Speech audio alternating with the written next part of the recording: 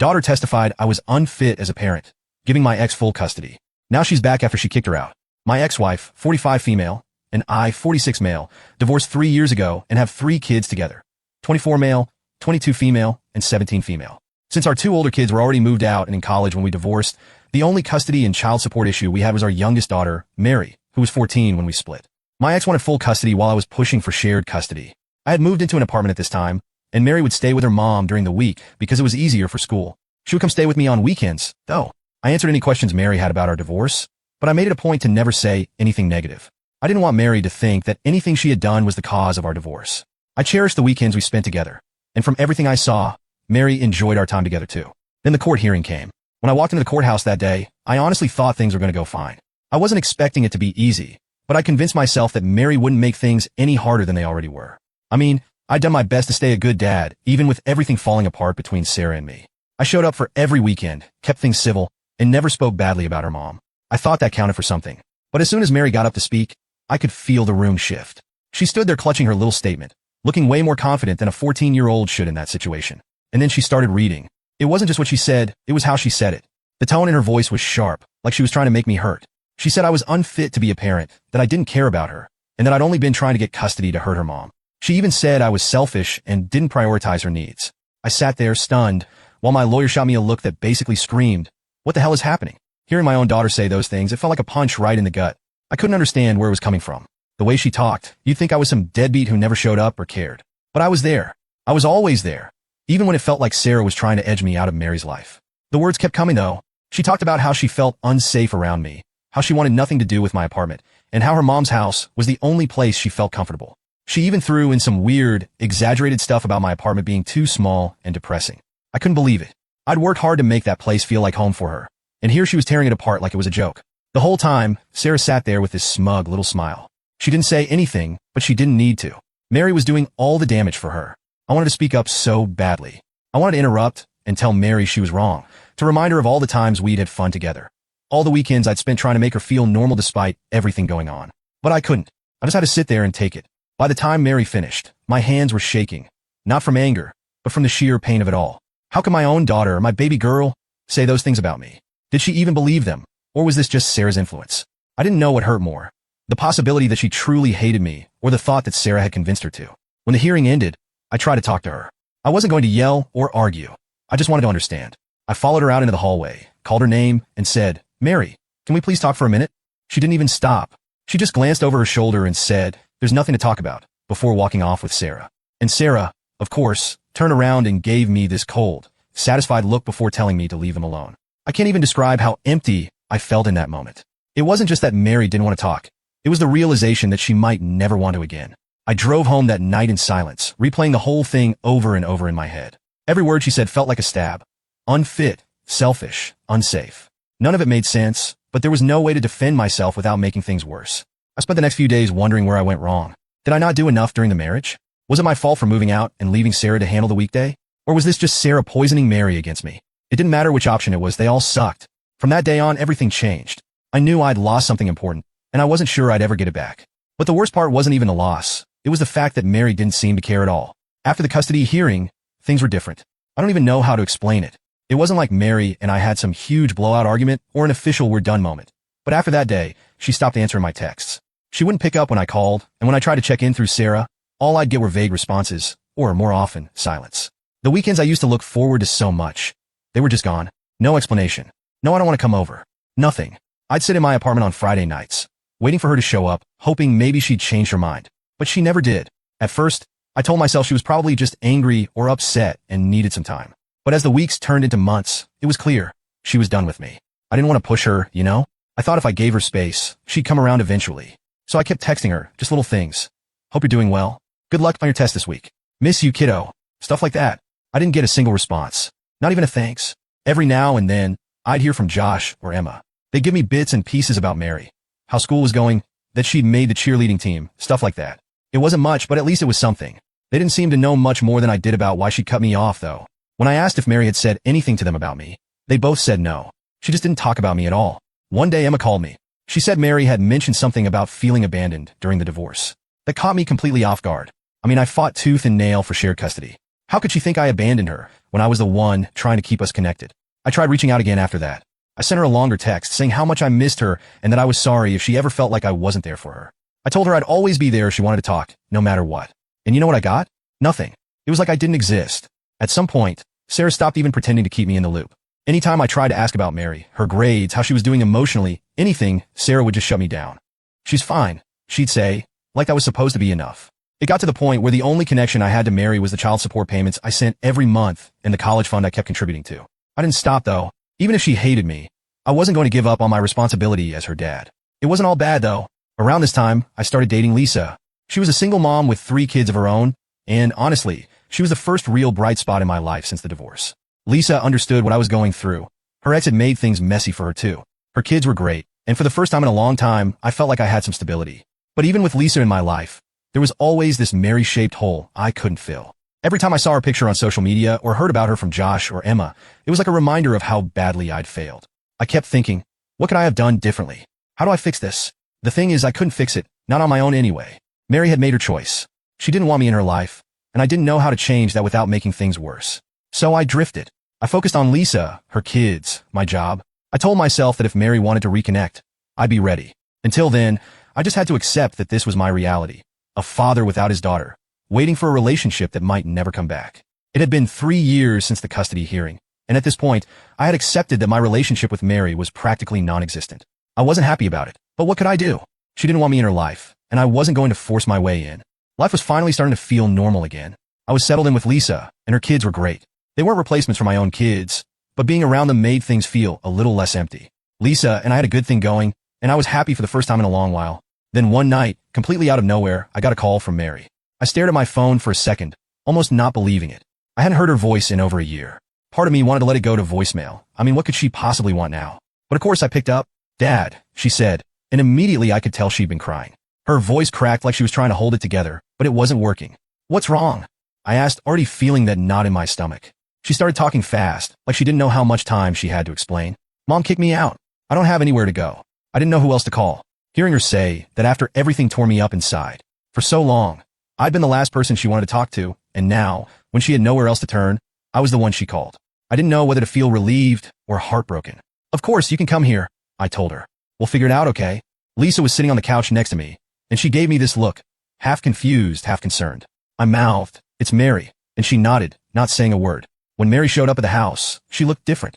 Not just older, but tired, like she'd been carrying some heavy stuff for a while. She hugged me when she came in, which caught me off guard.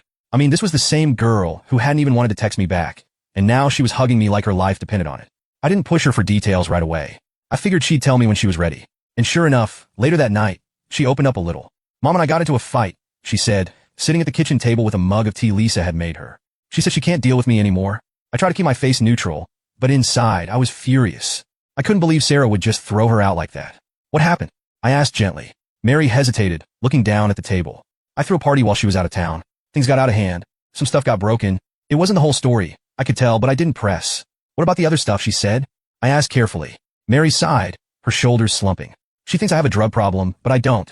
I've smoked weed a few times, but it's not like I'm doing anything serious." I wanted to believe her, but I wasn't sure. This was a side of Mary the first didn't really know, and I wasn't sure how to navigate it. After she went to bed, Lisa and I stayed up talking. "What are you going to do?"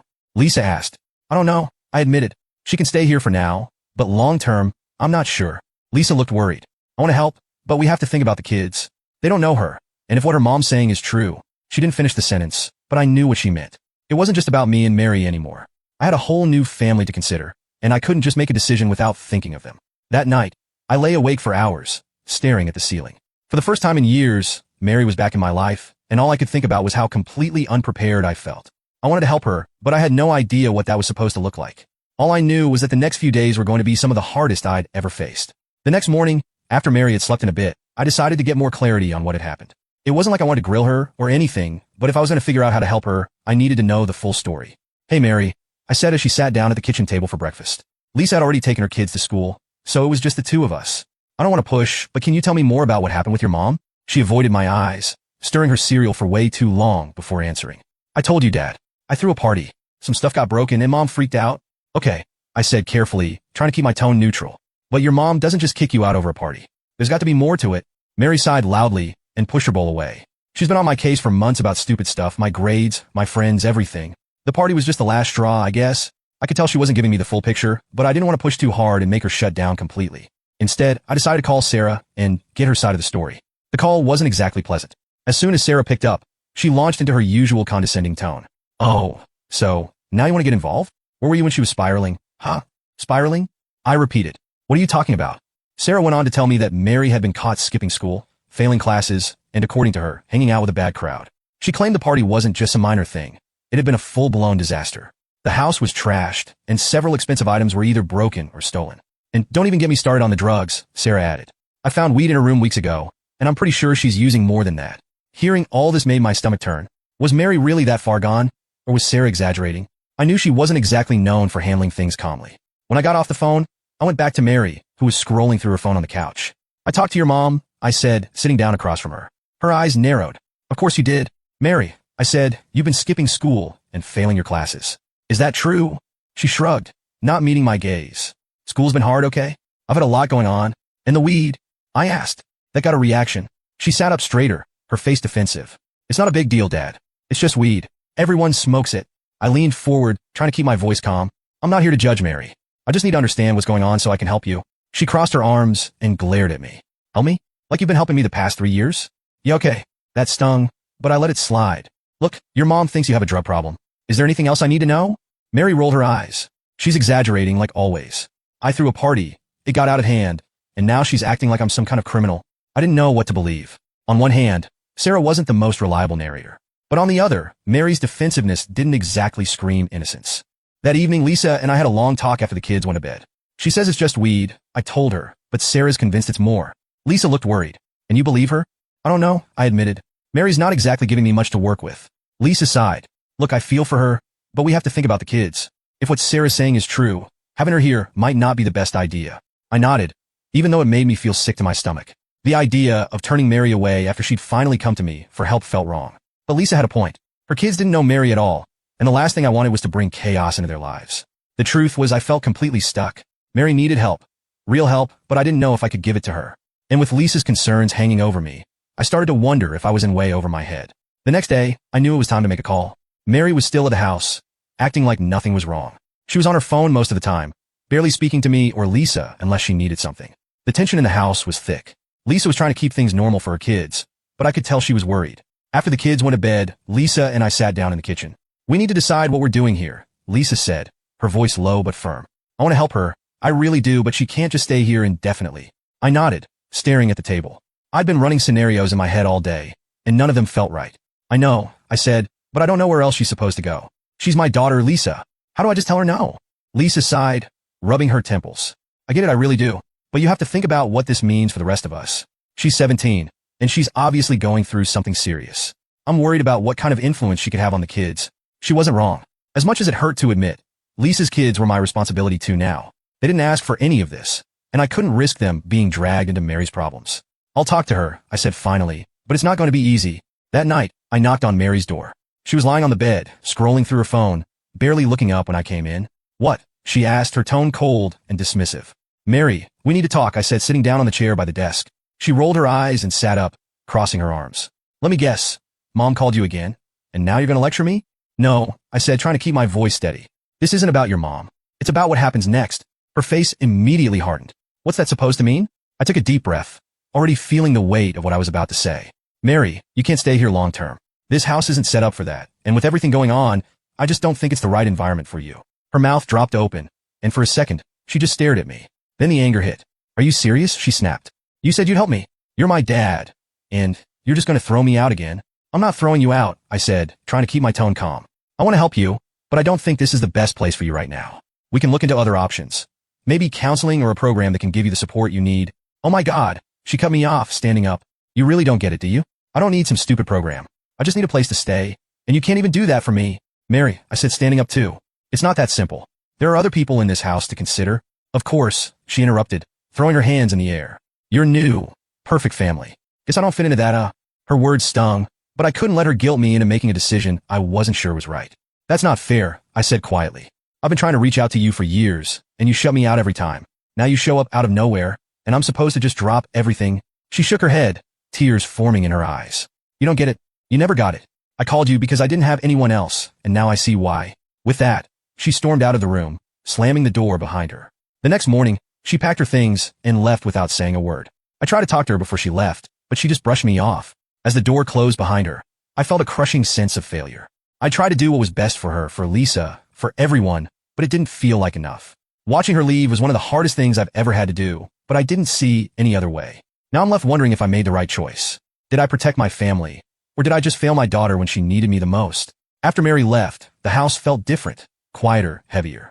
Even Lisa, who had been the most concerned about having her stay, seemed a little off. She tried to reassure me that I'd done the right thing, but it didn't feel that way. How could it? My daughter, who had come to me for help, had walked out the door, and I let her. The first few days after she left, I couldn't stop replaying the conversation in my head. I kept hearing her voice. You don't get it. You never got it. Maybe she was right. Maybe I hadn't tried hard enough to understand what she was going through. I reached out to Sarah, hoping she might give me an update on where Mary had gone, but my calls went unanswered. No text back, no voicemails. Josh and Emma were just as in the dark as I was. Josh said Mary wasn't responding to him either, and Emma told me, she'll talk when she's ready, Dad. You just have to wait. Wait. That's all I'd been doing for years. Waiting for Mary to come around, waiting for her to open up, waiting for her to let me be her dad again. And now, when she'd finally turned to me, I'd sent her away. I couldn't shake the guilt. I threw myself into work and into spending time with Lisa and her kids, trying to distract myself. But no matter what I did, Mary was always on my mind. At night, when the house was quiet, I'd sit in the living room and wonder where she was, what she was doing, and if she was okay. I kept thinking about the last few years, how our relationship had fallen apart and all the missed chances to fix it. Maybe if I'd pushed harder back then, this wouldn't have happened. Maybe if I'd fought more for shared custody or refused to let Sarah have so much control, Mary wouldn't have drifted so far away. But maybe doesn't change anything. It's just noise. A couple of weeks later, I got a text from Josh. Hey Dad, heard from Mary. She's back at Mom's. Doesn't want to talk about what happened. It was a relief to know where she was, but it didn't make me feel much better. She was back in the same situation that had driven her to call me in the first place. What if it just happened again? I tried texting her. Just something simple. Hey Mary, I'm glad you're safe. Please let me know if you need anything. I'm always here. No response. Lisa did her best to comfort me, but even she struggled to find the right words. One night after the kids were in bed, she said, you can't beat yourself up forever, you know? You try to help her, but you also had to think about what was best for everyone. I know, I said, staring at the floor. But she's still my kid. I should have done more. Lisa sat down next to me. You can't pour from an empty cup. You've been doing everything you can, and at some point, Mary has to meet you halfway. It sounded reasonable, but it didn't feel that way. As a parent, you're supposed to show up no matter what. But when she finally needed me most, I'd send her back to the same place that had hurt her. Months went by, and things started to settle back into a routine. I kept texting Mary every now and then, even though I never got a reply. Josh and Emma visited more often, but whenever I asked about Mary, they'd change the subject or shrug like they didn't know what to say. I've spent a lot of time thinking about what I could have done differently. Should I have fought harder to keep her at my house? Should I have ignored Lisa's concerns and focused solely on Mary? Or would that have caused even more damage in the long run? The truth is, I don't know. Maybe I'll never know. All I can do now is keep trying, keep reaching out, keep showing up, and hope that one day Mary will let me back into her life.